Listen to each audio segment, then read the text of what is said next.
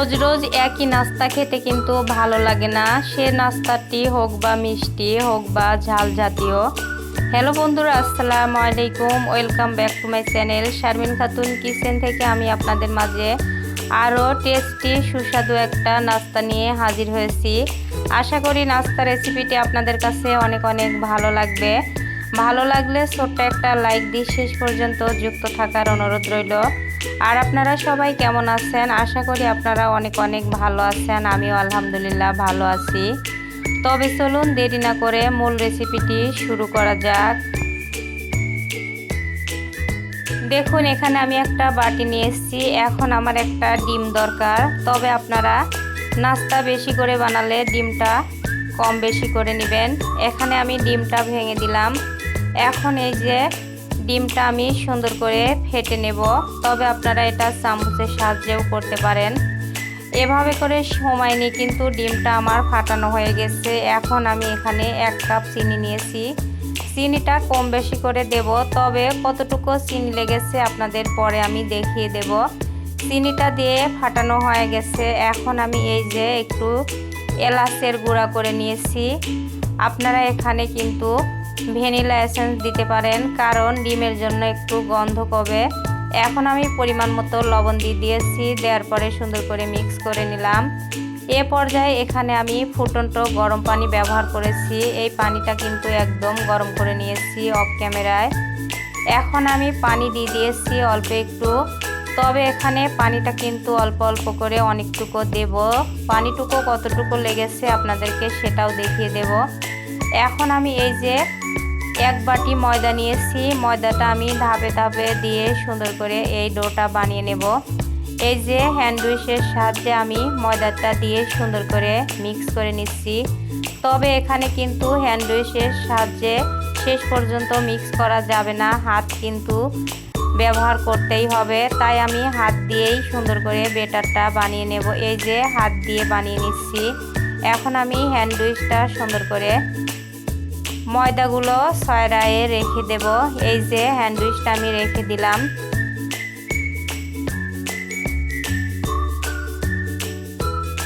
হাত দিয়ে কিন্তু সুন্দর করে সময় নিয়ে ফেটে ফেটে ডোটা বানিয়ে নেব। এখন আমি এখানে সুন্দর একটা টেস্ট আসার জন্য 1 প্যাকেট ডানো গুঁড়ো দুধ দিয়ে দিলাম। আপনারা গুঁড়ো দুধটা অবশ্যই দেওয়ার চেষ্টা করবেন। গুঁড়ো দুধটা দেওয়ার পরে এই নাস্তাটার এতটা টেস্ট হয়েছিল, আপনারা যদি না খান বিশ্বাসই করতে পারবেন না। এখন আমি আবারও একটু পানি দিয়ে দিয়েছি। পানি দিয়ে দেওয়ার পরে আবারও হাত দিয়ে সুন্দর করে ফেটে ফেটে বানিয়ে নিচ্ছি। তবে আমার ভিডিওটা যে যেখান থেকে অন করছেন ভাই বোনেরা, প্লিজ ছোট্ট একটা লাইক দিতে যারা ভুলে গেছেন, ছোট্ট একটা লাইক দিয়ে ভিডিওটা ফুল কন্টিনিউ করবেন। তা না হলে কিন্তু বুঝতে পারবেন না নাস্তাটা কেমন করে আমি বানিয়েছি।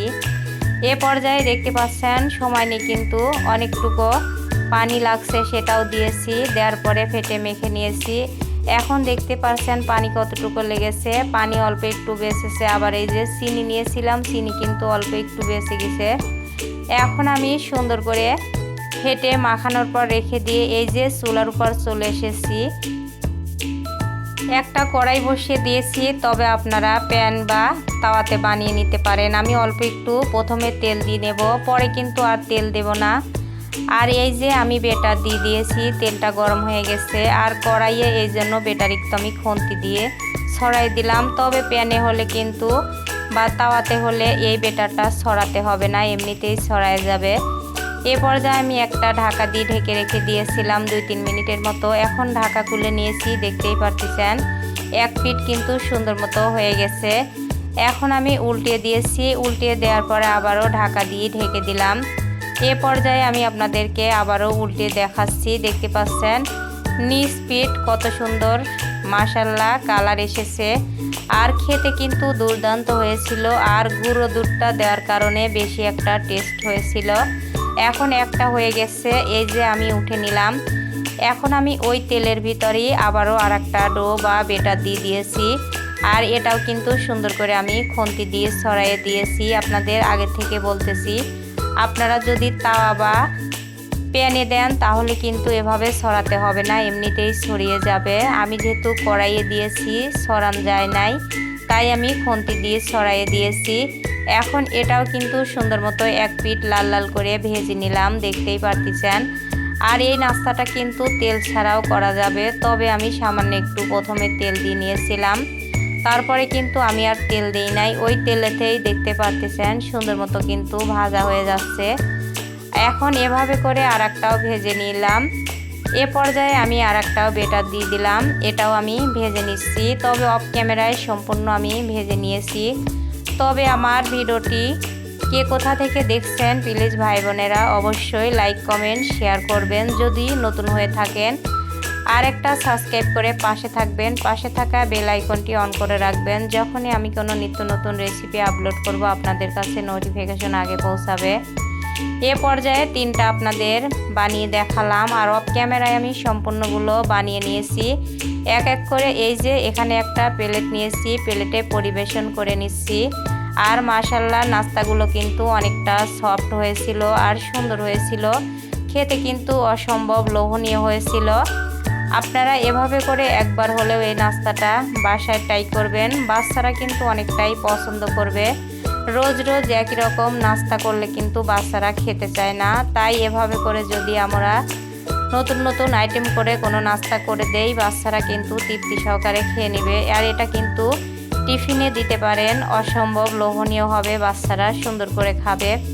এখন আমি আপনাদেরকে হাত দিয়ে দেখা দিচ্ছি, দেখতেই পাচ্ছেন নাস্তাগুলো কতটা নরম সফট হয়েছে আর দুর্দান্ত হয়েছে। এখন আপনাদেরকে অনেকটা কাছ থেকে আমি দেখিয়ে দিচ্ছি। এই যে দেখুন যতটা কালার এসেছে, খেতে কিন্তু ততটাই বেশি লোভনীয় হয়েছিল। আপনারা এখানে ফুড কালার দিলে অন্য কালার বানাতে পারবেন, তবে ফুড কালারটা না খাওয়াই ভালো, আমি ফুড কালারটা ব্যবহার করি না কোনো দিন। এখন আমি আপনাদেরকে একটা ছিঁড়ে দেখাচ্ছি, দেখতে পাচ্ছেন ভিতরটা কতটা সফট হয়েছে আর কতটা লোভনীয়, দেখেই বুঝতে পারতেছেন। তবে আমার ভয়েস বা ভিডিওতে যদি কোনো ভুল ত্রুটি হয়ে থাকে প্লিজ ভাই বোনেরা ক্ষমার দৃষ্টিতে দেখবেন। আর পুরাতন ভাইয়া আপুরা যারা আমার পাশে আছেন আপনাদেরকে অসংখ্য ধন্যবাদ, আর মন থেকে অনেক অনেক ভালোবাসা রইলো।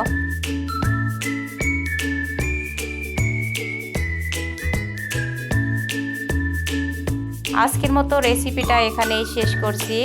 অন্য কোনো দিন অন্য কোনো নতুন রেসিপির সঙ্গে দেখা হবে।